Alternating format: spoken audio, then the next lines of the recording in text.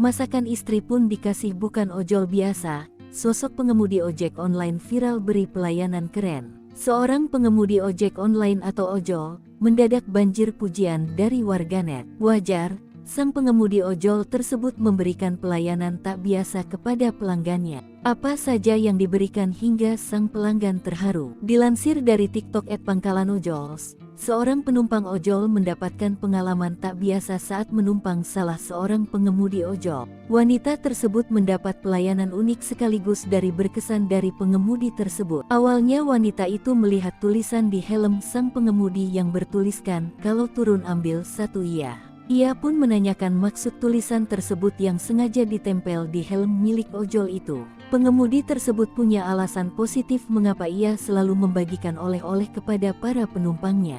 "Biasanya itu mbak, aku ngasih oleh-oleh ke penumpang." "Ya biasanya biar akrab, biar menjalin relasi aja sih mbak," jawab ojol. "Oleh-oleh apa ya pak?" tanya penumpang. Ojol tersebut menjelaskan berbagai oleh-oleh yang diberikan ke penumpangnya. Bahkan tak jarang ia memberikan makanan yang dimasak oleh sang istri untuk penumpang.